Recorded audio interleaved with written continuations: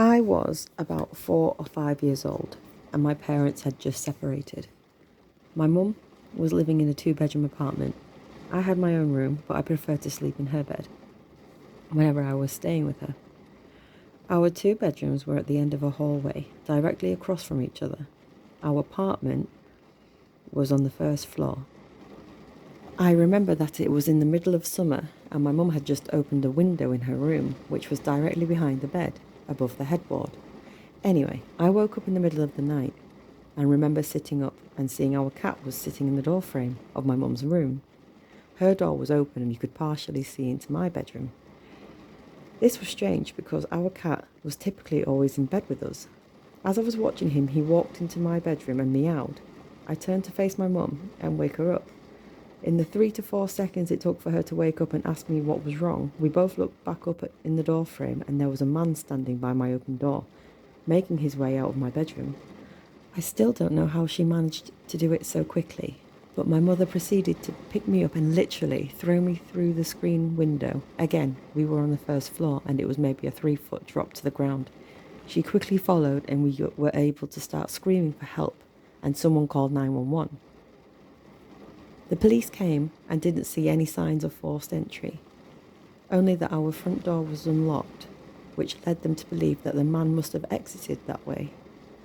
The strange thing was that my mum swore up and down that she had locked that door that night, with the deadbolt and chain lock.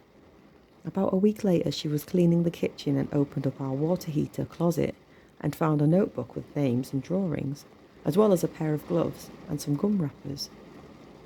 The police were called again, but all they could do was speculate that the man had been living in our house and hid until we were asleep.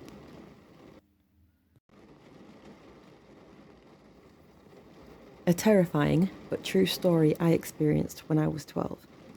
I moved to my dad's when I was 10 and didn't know anyone in the area except for my family my dad was friends with.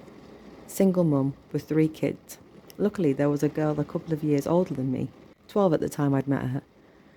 We got to know each other a little over the years. We weren't close, but we ended up having the same friends. One night my friend Rob was hanging out with her and her younger brother. They happened to be in the same house alone because my friend's mum was at work, which is where this gets terrifying and sad. Her mother had been helping this lady from work and gotten to know her very well. She found out her sister was in a mental institute and was recently let out. The night Rob is hanging out with my friend, they get a knock on the door. My friend thought it was just their mum. She knocks a certain way when she comes in and answered it without thinking. Rob wasn't supposed to be there, so he took off through the window to his house down the road. He never thought twice about it. It wasn't her mum, though. It was the sister of the lady her mum was helping, and she figured out through talking to her sister where her family lived and her mum's working schedule. She came in, and this is where I don't exactly know all the details, and I'm quite glad I don't. My friend's younger brother got away to the neighbours to call the police. The lady brutally murdered my friend a week from Christmas, decapitated her, left her body naked in a bathtub, hid her head. They had to go through the presents and I don't know where they found it, but they did. I wasn't allowed to go to her funeral. I was sitting in my room after getting out of work on the second floor. My little brother is downstairs watching TV. And the dog is in the hallway outside my door, sleeping.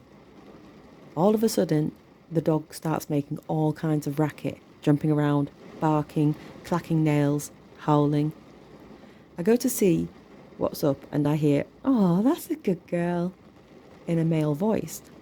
It didn't sound like my little brother, so I go, "Oh, you're home early," thinking it's my dad's friend, our roomie, as I open the door. Soon as I'm out there, no one is there at all, but the dog is wagging her tail and staring at the empty end of the hallway. My little brother came upstairs to yell at me for getting his dog riled up. Said he heard the same voice, thinking it was me or our roommate. We did a once over the house with my butterfly knife and his BB gun, and there was nobody. It still spooks me to this day. A few years ago, I was home alone one night. I was watching TV in the living room when I heard the doorbell ring. Whenever I hear the doorbell ring, especially when I'm home alone, I am always super cautious to answer it. I walk up to the peephole without turning on the porch light so they don't know if anyone is actually home or not, and look through. It's really dark, but I can see a small figure, more like a black blob. I don't know its definite shape, and had to be around 3 to 4 feet, doing like a dancing motion, dipping down and oscillating with its arms outward. Think of a person moving their arms like wings gracefully. That was it. It was dark outside, but this figure had more of an opaque sort of thing going on. After a few seconds, I stopped looking through the peephole because it was too freaky to look at. I regained some courage and looked back through, and whatever it was had gone, completely disappeared. To this day, I still don't know what it was, and I just get freaked out thinking about it. There's an abandoned house next to mine. The previous owner moved out to California 25 years prior and never sold it.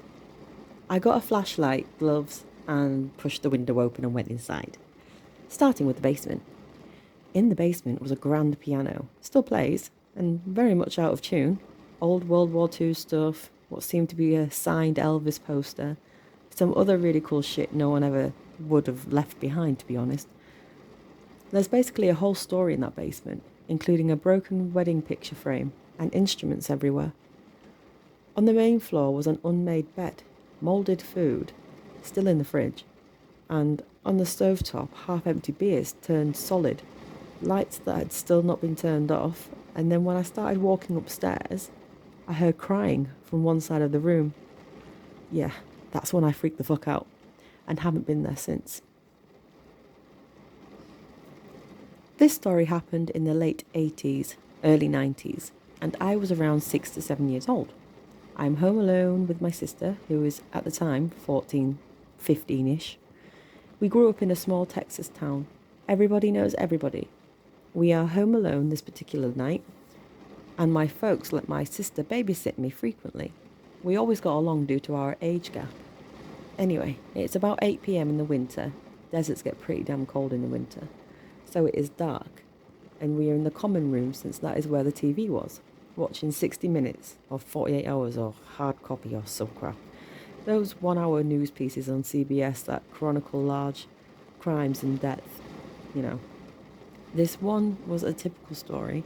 Guy next door that went on a quiet rampage in his next door neighbour's house, mutilating them and kidnapping their young daughter. You know the kind.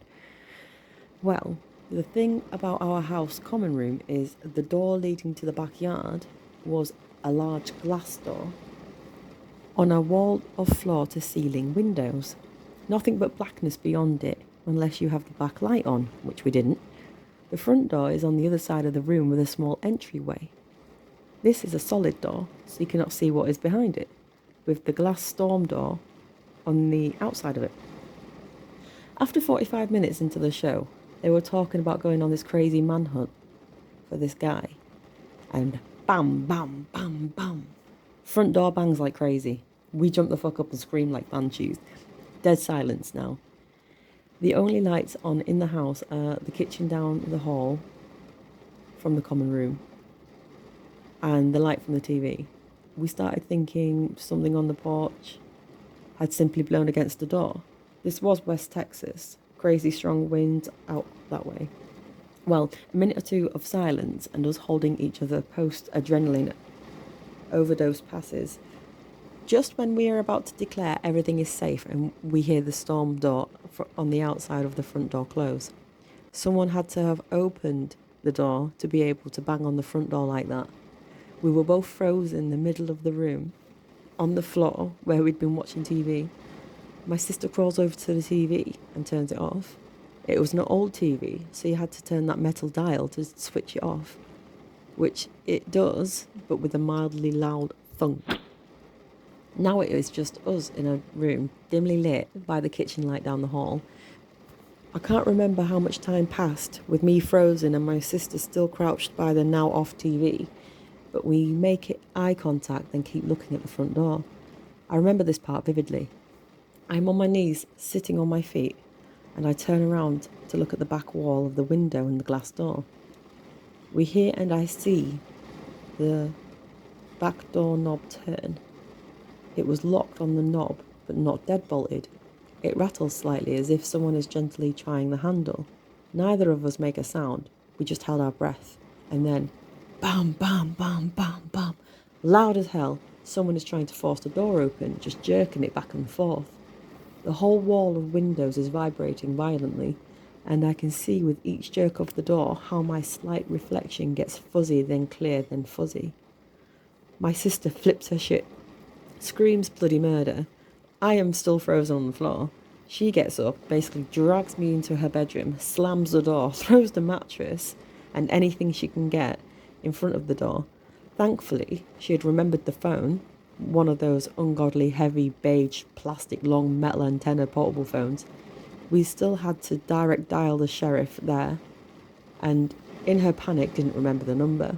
She just hit redial on the phone. It was one of her friends, and she tells him in broken gasps that someone is trying to break into our house and she needs to get there right fucking now. The profanity sticks out more here than anything else, so who knows? you know, young brain. I'm curled up on the floor and can't stop shaking. We don't hear anything else until we see the headlights of my friend's sister and her parents driving up to the house. We never did find out who was at the door or why. There were no signs of anything happening, but a couple of scuff marks on the bottom of the back door that we couldn't remember if they were there beforehand or not. Nothing like this has ever happened to me since, but for damn sure we will never forget to lock that door.